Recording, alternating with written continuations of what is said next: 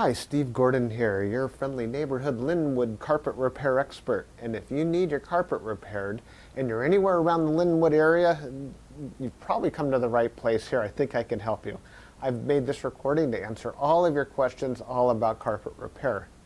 Now, if you need any more help after you've watched my recording, feel free to call here at the office. Be happy to help you any way we can. We'll answer your questions, or if you'd like us to come out and fix your carpet, we'd be thrilled. So again, Steve Gordon, Creative Carpet Repair. I hope to hear from you real soon, and until then, enjoy. Hi, Steve Gordon here, your friendly neighborhood carpet repair guy. And I promise you one thing, and that is I'm absolutely not an actor. So if you're looking for an actor to talk about carpet repair, you've come to the wrong place.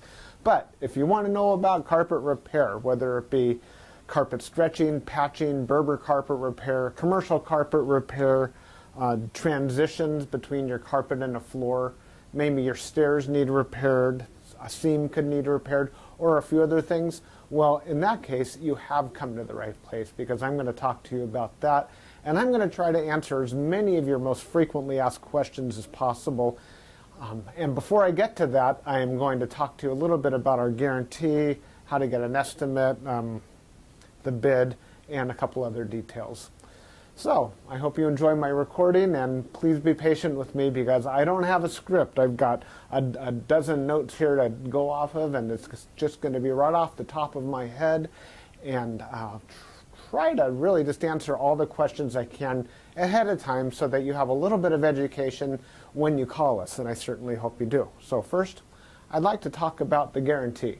When you call us, you're going to get a 100% unlimited, unconditional lifetime labor guarantee. And what I mean by that is that either you or your carpet or both are going to be completely, absolutely, and thoroughly worn out before you ever have to pay to have that carpet fixed again.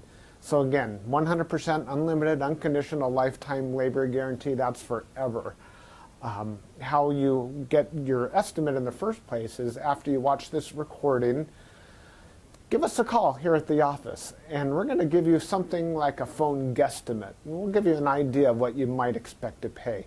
We might tell you something like between $150 and $300, or we might say between $200 and $400, or something like that. We're not going to know exactly, or even not even all that close, how much it's going to cost to have us fix your carpet for you. So if you feel like we're in the right sort of price range, then we're going to schedule an appointment to come on out and actually give you an absolutely free, no obligation bid. At that point, if you feel the bid is fair, and I'm sure you will because it's our business model to give you a fair price so that we could do the job right then and there all in one trip. We would really love to just do it in one trip. Now, I understand that sometimes you need to get a bid on one trip and then come back at a different time, have us come back at a different time to actually do the work. But by and large, it's normally best to just get it all done all in one trip, and that's how we'll give you the best price as well. After all, driving out to your place once is going to be less expensive for both of us than it would be to drive out to your place 2 or more times.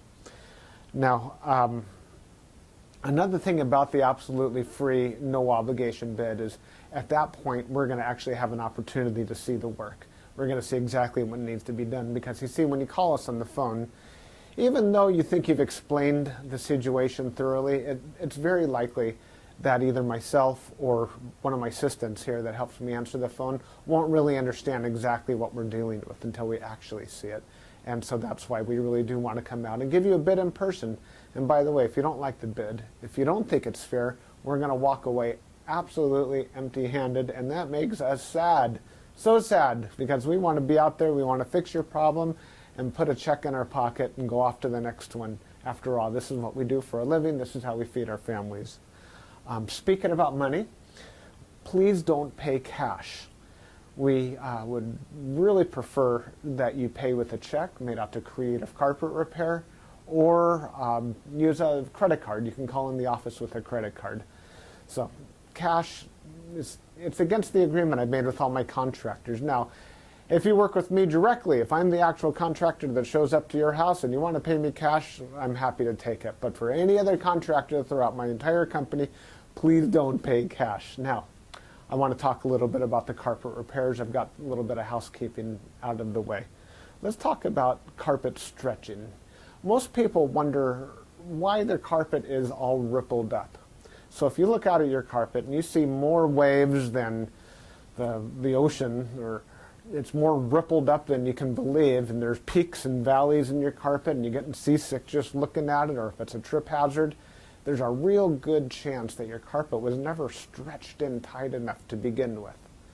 You see, whoever stretched your carpet the first time around more than likely didn't use a power stretcher. Now what a power stretcher is a pole that it butts up against one wall on one side of the room, and this pole runs all the way across the room to a head that's on the other side. And when we push down on this handle, the carpet gets stretched, and it gets stretched so tight that we have no doubt at all that we're going to be able to live up to that unlimited, unconditional lifetime waiver guarantee. That carpet will never ripple up again. You have my absolute word of honor on that. And if I'm wrong, we'll do it again for no charge at all. When we stretch carpet in a room, it's always best to have the room completely empty. We can empty the furniture out of the room for you if that's what you need, but more often than not, the customer will want to get as much as possible out of the way. Now, don't strain yourself. Don't go moving a giant king-size bed or a dresser that weighs, more than 10 elephants. That's not cool. We have special tools. We have these sliders that we can put underneath the legs of the furniture. So even if your dresser weighs a couple hundred pounds and is harder than heck to move, we get those sliders underneath there and we can move that stuff around if that's what we need to do. So don't strain yourself moving the furniture. Also, if you have a king-size bed and it's just completely unreasonable for whatever reason to move that bed, quite often we could stretch the carpet in that room without moving the bed. It's a lot more work. Those poles that I spoke about, they go actually underneath the bed, so we stretch the carpet right underneath the bed to the other wall. And it's a lot harder. It takes us a lot more time and effort, but it can be done.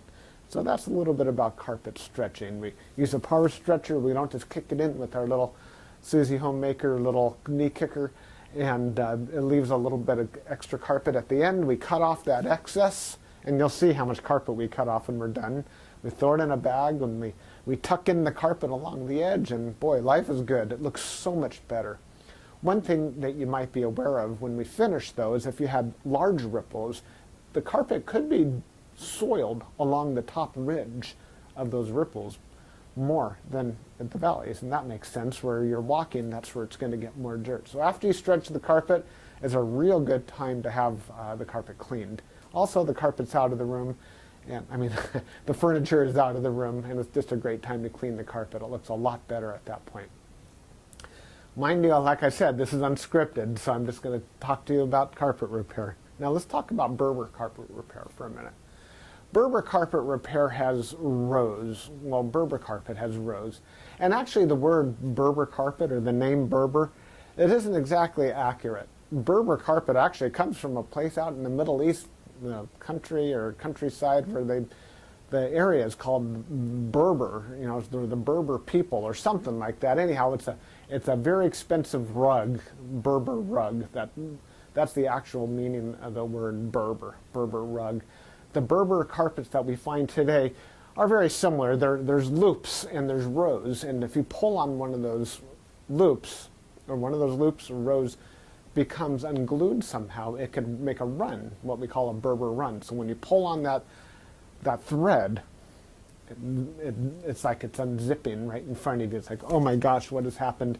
I've got this zipper run going all the way across the room. Now your higher end Berber carpet, that doesn't likely happen. It almost never does. But the lower end, middle of the road and lower end Berber carpet runs all the time. So when we fix a Berber carpet, what we're going to want to do is take out the bad area and patch a new piece in there. Sometimes we could actually weave a little bit of some new loops right into the place where that carpet has come unfurled.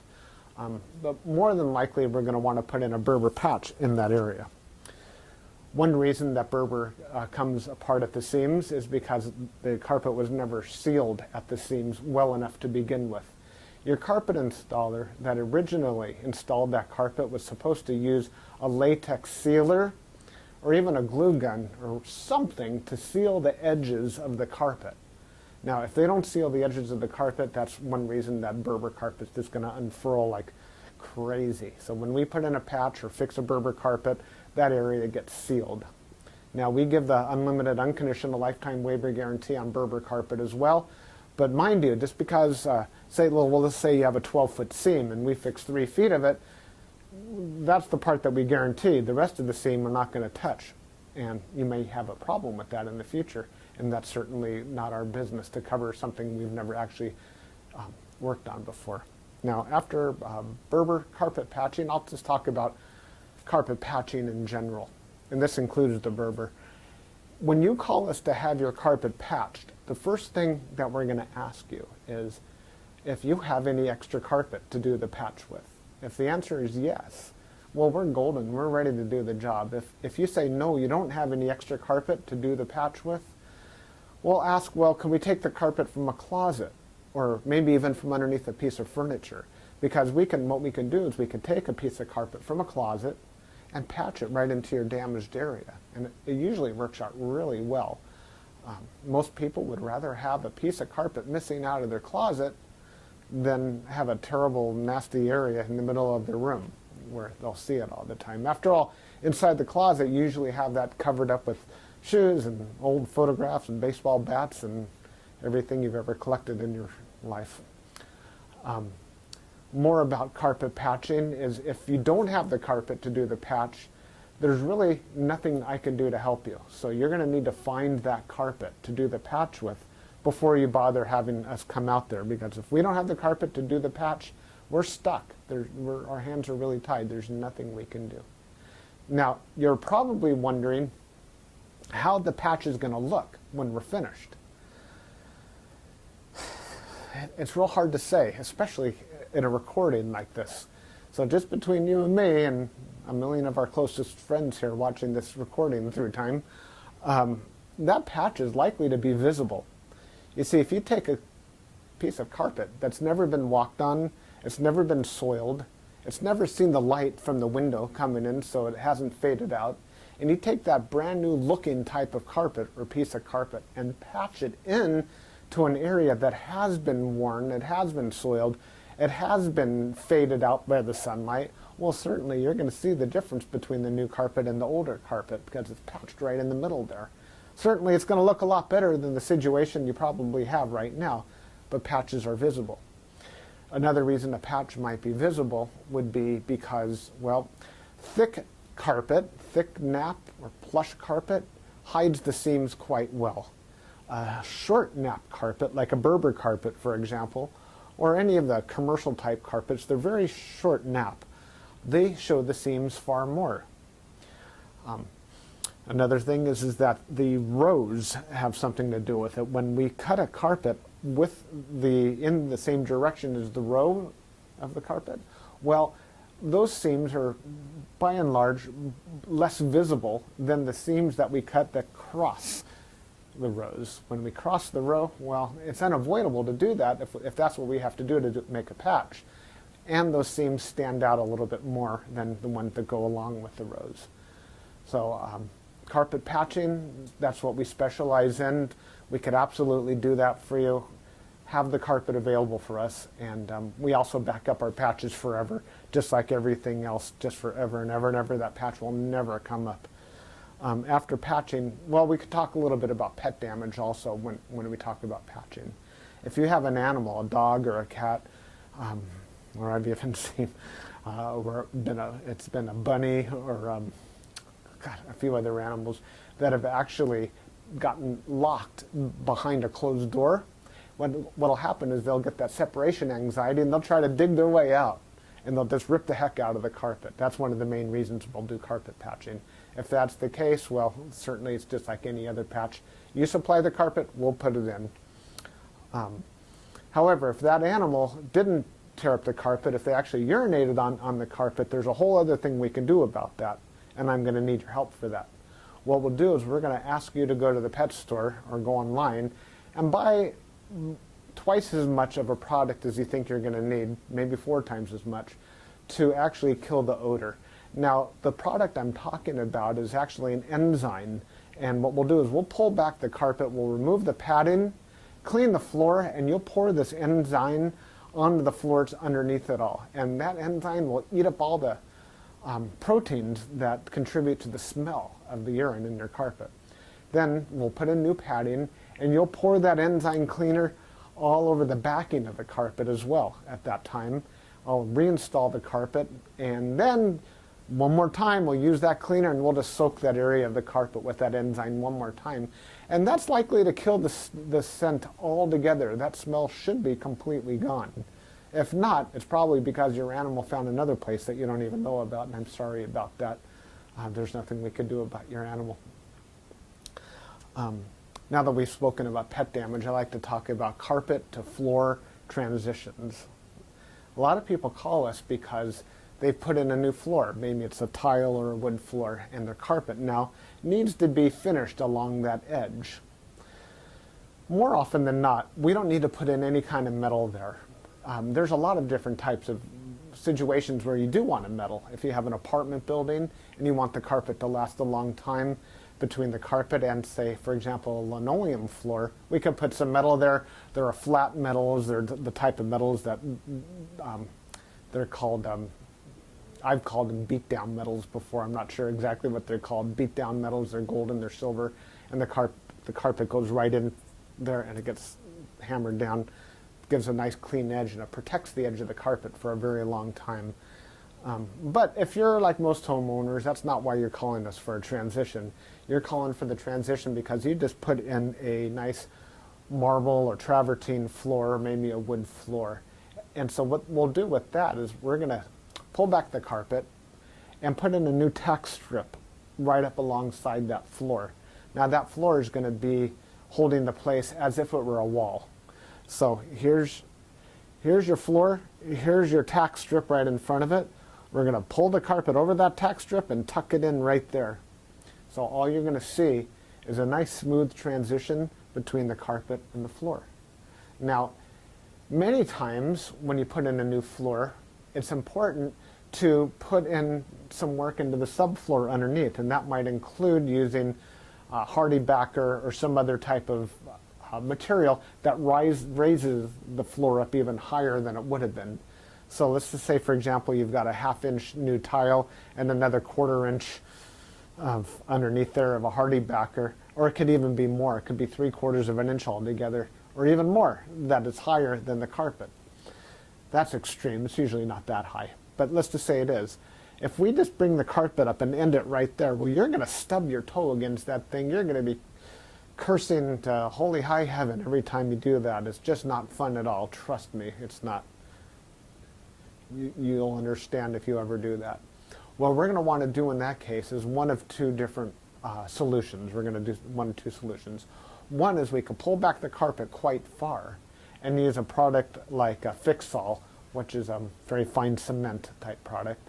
And we're going to feather in a nice ramped area, so we raise the level of the floor slowly up to meet it.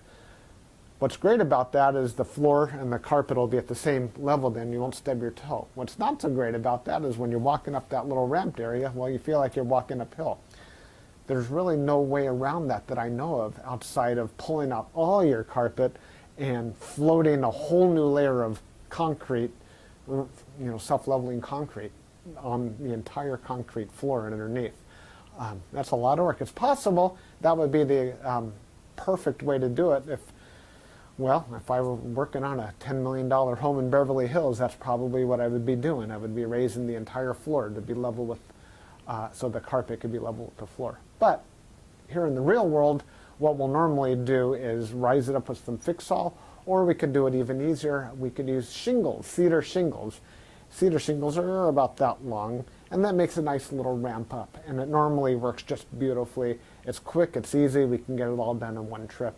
So we're going to raise the level of the carpet right up to the level of the floor, and you're just going to be happy as can be about that. Some transitions are round, curved. Other transitions could be squared. There's 100 types of transitions out there. And if you look on the internet under carpet to floor transitions, you're going to see a lot of examples. Perhaps even on my website, you can see some other examples. And so when you call us, you can explain what you're dealing with, and that would help us with the program here. Stairs. So, do you have a problem with the carpet on your stairs? I did a job like this just today, where the cat had actually torn away the corners of almost every stair all the way up the stairway. The lady was not happy about this. My solution to this was that, well, first of all, I asked her, do you have any extra carpet? And the answer was yes. You can take the carpet out of a closet. And I told her, well, you're going to have carpet missing out of a closet. And she said, well, that's fine. You can put this carpet in the closet. So she had something that didn't match at all. And she didn't mind because, well, she just didn't care that the carpet in the closet didn't match halfway through. So I took the carpet out of the closet, and the first thing I did is I completely replaced the first two stairs, because after all, the first stair or two wears out faster than everything else anyhow, and those first two stairs were pretty trashed. Instead of just fixing the little corners, just replace the entire stair if you can. It'll make a world of difference to have something new there.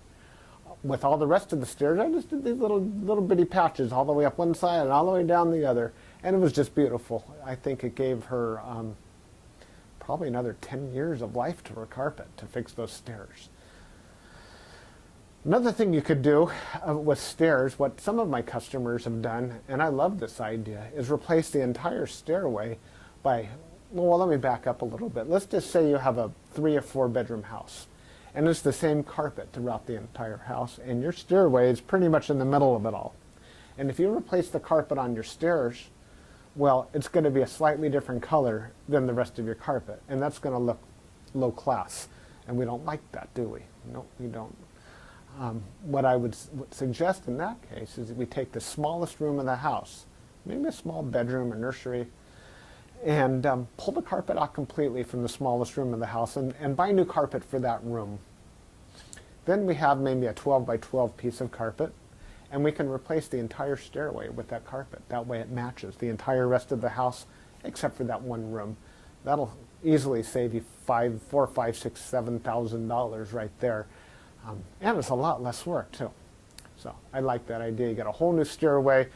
A lot of people, you walk in the front door and there's the stairway right there. If the stairs look bad, it's hard to recover from that first impression. So take my word for it. That's a really great way of going. No stairs. Commercial carpet repair. If you have commercial carpet and that needs to be repaired, it either has ripples and waves or it needs a patch. If it's rippled, it might need to be stretched. We've already talked about carpet stretching. On the other hand, it might have a different issue. It could be your commercial carpet was glued down to concrete to begin with. If that's the case, what we do is we actually take a knife and we just cut right down the middle of those ripples, cut right down those bubbles, and we will re-glue the carpet right underneath there and smush it all down, and believe it or not, those bubbles are going to be completely gone. They might be completely invisible when we're finished. You won't even see where we cut it, because where we cut it is exactly where we put it back together. The carpet will be nice and tacky before we push it back down. It's a great solution. But if the carpet needs to be stretched, well, we have to get the power stretcher out, and we'll fix it up that way. Now, if your carpet in your commercial building, say you have an office, is because, let's just say that you removed a wall between two rooms. If that's the case, you may have a strip of carpet that's missing. It's always a great idea to just get a completely different color. So if you have blue commercial carpet, go get a piece of red or black. Just something completely different, because a patch going all the way down through the middle of the room that's just a little bit off, it looks low class again. But if we put a strip of red down the room, or burgundy or black, people walk in and they go, oh yeah, these people have got some class. They got a decorative idea. So that's just my opinion. Use a completely different color if it's something goes all the way across the room.